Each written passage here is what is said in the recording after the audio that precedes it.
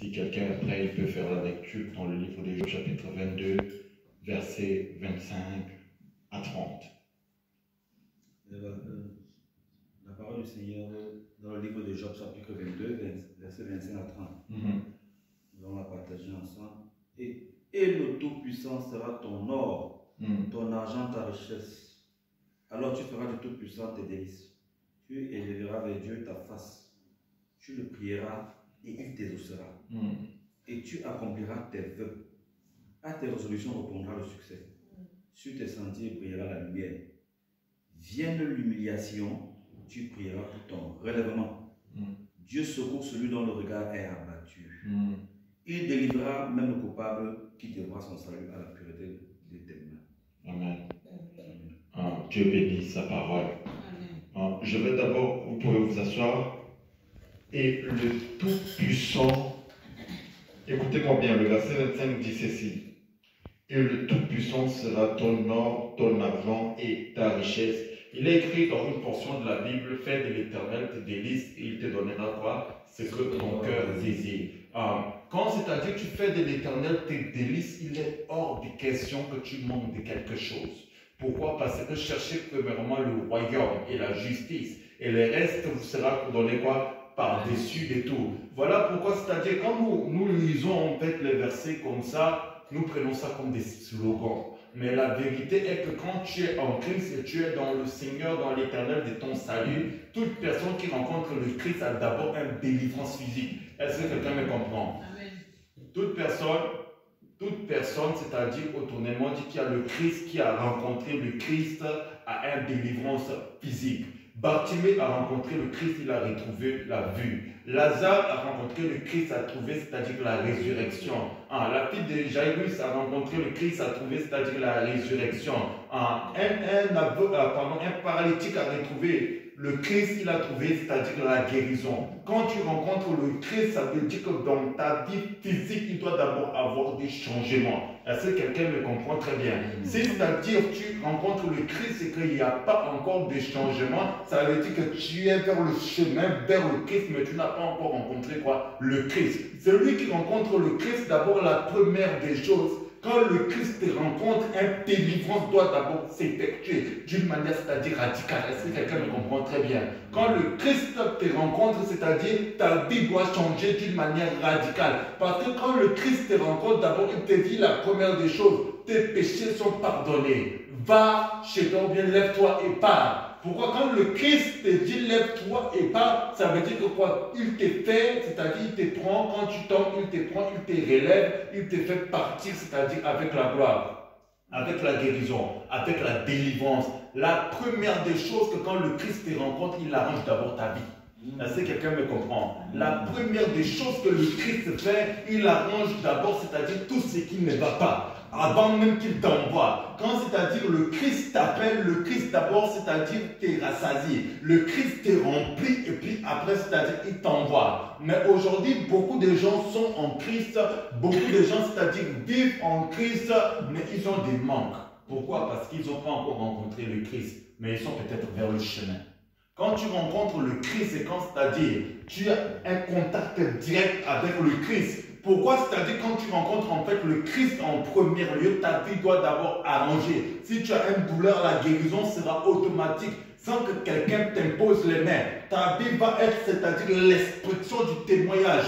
Pourquoi? Parce qu'en fait, en réalité, ce n'est pas toi qui viens vers le Christ, c'est le Christ en fait qui vient vers toi. La preuve, un enfant nous est donné, un fils nous est quoi? Donné. Ça veut dire que quoi? Ça veut dire que le Christ vient vers toi pour te donner, c'est-à-dire ce qu'il est venu te donner. Voilà pourquoi quand l'Éternel envoie le Christ, il lui envoie, c'est-à-dire pas seulement qu'avec un mandat, mais avec quelque chose qui t'est quoi? Prédestiné. Voilà pourquoi quand c'est-à-dire tu rencontres le Christ, tu vas d'abord recevoir la chose qui t'est d'abord quoi? Prédestinée. Est-ce que quelqu'un me comprend? Voilà pourquoi si tu rencontres le véritable Jésus-Christ de Nazareth, tu dois d'abord recevoir la chose qui t'est prédestinée, la gloire qui t'est prédestinée avant d'aller ou avant de faire quoi que ce soit.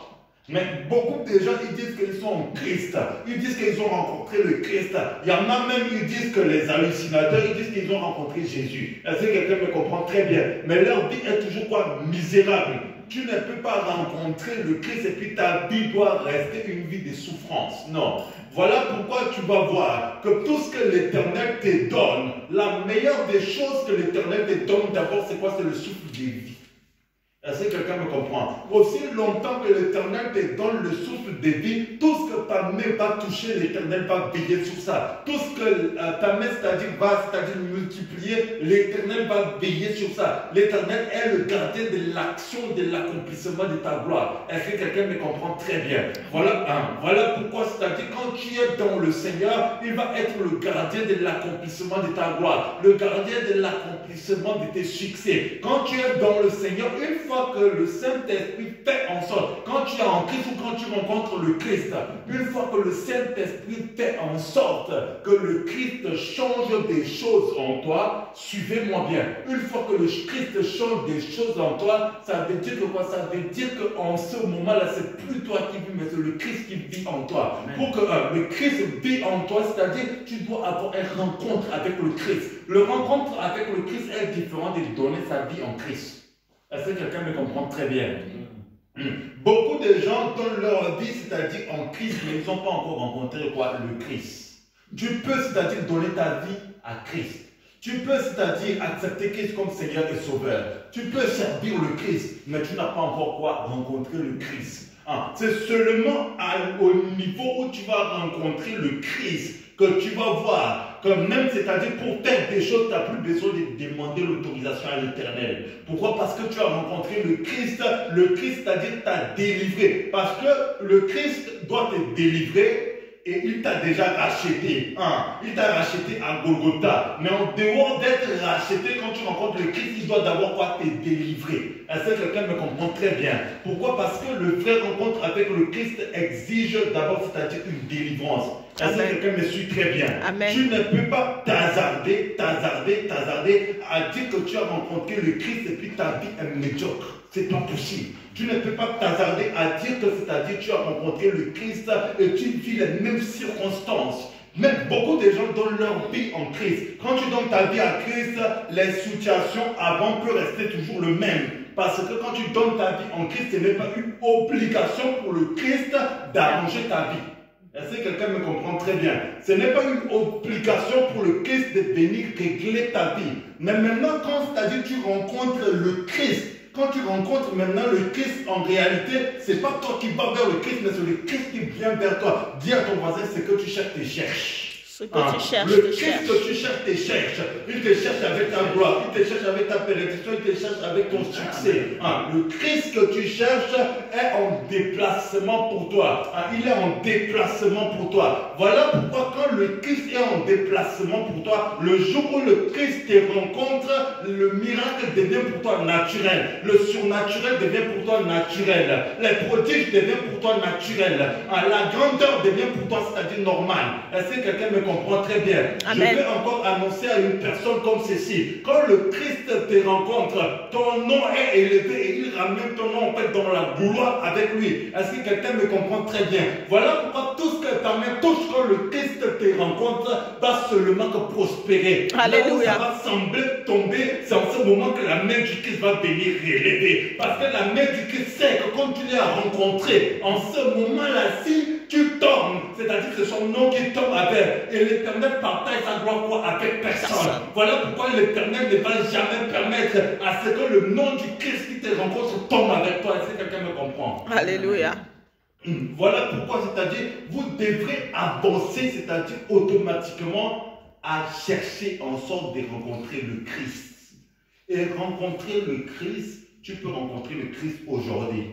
Il va, c'est-à-dire, te délivrer aujourd'hui. Tu rencontres le Christ demain. Il va augmenter, c'est-à-dire l'intensité de sa délivrance demain. La manière laquelle, à chaque rencontre que tu rencontres le Christ, peut créer une délivrance, ce n'est pas de la même manière. Le Christ, le même Jésus-Christ qui te délivre aujourd'hui, il va te délivrer demain pour te ramener dans une autre dimension de gloire. Est-ce que quelqu'un me comprend? À chaque saison de ta vie, à chaque dimension supérieure, tu dois souvent rencontrer le Christ. Hein? Je n'ai pas dit que donner sa vie en Christ, donner sa vie en Christ, c'est être sur le chemin du Christ. Est-ce que quelqu'un me comprend? Mais rencontrer le Christ a des dimensions. Hein? A des dimensions. Et chaque dimension des rencontres avec le Christ va permettre en sorte que jusqu'à ce que dans les cieux, sous la terre et sous la terre, ton nom retentisse dans les livres des grands. Est-ce que quelqu'un me comprend très bien? Amen. Pour que ton nom retentisse dans le livre des grands, il faut rencontrer d'abord le Christ. Alléluia. Hein? Tu es la meilleure en fait des choses que l'Éternel a créées. Voilà pourquoi tu vas voir que tout ce qui est en toi, tu ne peux pas perdre ça facilement comme ça.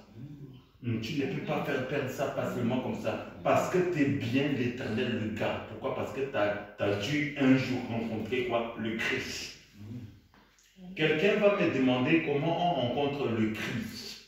Quand tu finis de donner ta vie à Jésus, à un niveau donné, suivez-moi bien, je vais vous expliquer la loi d'un enfant nous est né, un fils nous est donné. Est-ce que vous savez, malgré qu'il est assis à la droite du Père, même actuellement, le Christ prend souvent l'apparence à chaque élu. Je n'ai pas dit les appeler. À chaque élu, le Christ prend l'apparence d'un homme au moins ne serait-ce qu'une fois de ta vie, avant même que tu atteignes, c'est-à-dire 30 ans, une fois de ta vie, le Christ doit te rencontrer d'une manière physique.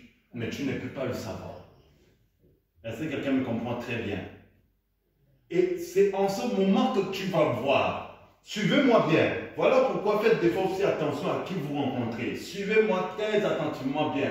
C'est en ce moment-là que tu vas voir. Et ça, c'est une preuve qui atteste que je vous dis la vérité. En ce moment-là, tu vas voir que peu importe ce que tu fais, quand même tu es tombé comment, un saison arrive et puis tu te relèves naturellement comme ça, boum, et c'est reparti.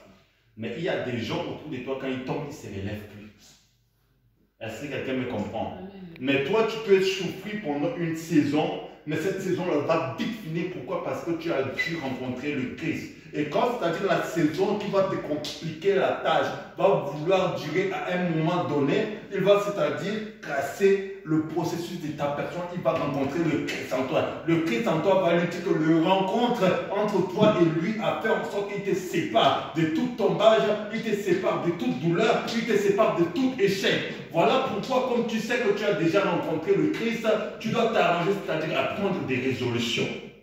Les résolutions sont pour les gens qui ont, c'est-à-dire une prise de conscience que si je me lève pour faire quelque chose, comme j'ai rencontré le Christ, c'est que ma main touche ne pas jamais échouer. Peu importe les circonstances, l'Éternel se lèvera, il va s'arranger en sorte que ce que ma main touche, c'est-à-dire produit, ce que ma main touche fonctionne, ce que ma main touche est de succès, ce que ma main touche est la gloire, ce que ma main touche est l'élévation. Tout ce que ta main touche peut avoir l'élévation. Pourquoi? Parce que tu as quoi? Rencontrer le Christ. Mais toutes les personnes qui rencontrent le Christ en général, ce sont des gens qui savent dans leur conscience que quand ils font quelque chose, la chose ne va pas seulement fonctionner. Est-ce que quelqu'un me comprend très bien? Pourquoi? Parce que c'est lui qui a rencontré le Christ, il sait que Dieu ne va jamais l'abandonner. Dieu ne va jamais le délaisser. Dieu ne va jamais le rejeter. Et quand c'est-à-dire tu as ça dans ta subconscience, dans ton esprit, tu sais que tu es quoi? Inarrêtable. Même si c'est-à-dire tu n'as pas l'argent, même si c'est-à-dire tu n'as pas du travail, même si c'est-à-dire tu n'as pas un nom, un renommé, tu vas être en paix. Pourquoi? Parce que l'Éternel qui a permis en sorte que tu as rencontré le Christ va pouvoir à ton lendemain, va pouvoir c'est-à-dire à ton survie, va pouvoir à ta vie, va pouvoir c'est-à-dire à la vie de tes progénitures. Est-ce que quelqu'un me comprend très bien? Voilà pourquoi tes progénitures ne vont jamais manquer de rien à cause d'abord de quoi? Pardon. À cause d'abord de quoi? À cause que tu as rencontré le Christ. Est-ce que quelqu'un me comprend? Amen. En rencontrant le Christ, tu dois c'est-à-dire savoir une chose. La prospérité n'est que normale. Est-ce que quelqu'un me comprend? Amen. Juste un instant. le Christ en toi est l'espérance de la gloire. Mais maintenant, tu rencontres le Christ. Tu dis que ce n'est plus toi qui vis, c'est le Christ qui vit en toi. Ce n'est plus toi qui marches, c'est le Christ qui marche en toi. Mais tu n'as pas la gloire qui est cachée dans le Christ. Vous savez, pour que le Christ intercède pour toi devant naturellement à la droite du Père, il faut d'abord qu'il te rencontre personnellement. Le Christ descend encore. Le Christ descend encore. Souvent, le Christ doit toujours prendre des fois l'apparence physique pour redescendre. Parce que s'il ne fait pas ça, il va avoir un déséquilibre dans le règne de l'esprit. Voilà pourquoi la Bible dit le ciel est son trône, mais la terre est quoi? Son marchepied. Est-ce que quelqu'un me comprend très bien? Le Saint-Esprit et le Christ sont souvent en mouvement sur la terre. Est-ce que quelqu'un me comprend très bien? Le Père, il ne descend jamais sur la terre. Le Saint-Esprit qui est statique dans le Père a descendu, il avait rencontré Abraham. Est-ce que quelqu'un me comprend très bien? Le Saint-Esprit descend aussi souvent et il peut prendre l'apparence d'un homme. Je n'ai pas dit qu'un homme, j'ai dit le Saint-Esprit peut aussi prendre quoi? L'apparence d'un homme. Voilà pourquoi dans une réunion céleste, il a écrit quoi? Faisons l'homme à notre image et quoi? À notre quoi? Ressemblance. Est-ce que quelqu'un me comprend très bien? L'homme, c'est-à-dire, ressemble au Saint-Esprit. Pourquoi? Parce que le Saint-Esprit peut, c'est-à-dire, recevoir une parole de l'Éternel et il peut l'accomplir. L'homme aussi peut recevoir la parole de l'Éternel, il peut aussi quoi? L'accomplir. Quelqu'un me dit Amen bien. Voilà pourquoi en toi, c'est-à-dire, tu as la capacité de l'accomplissement de l'œuvre du Saint-Esprit. Est-ce que quelqu'un me comprend très bien?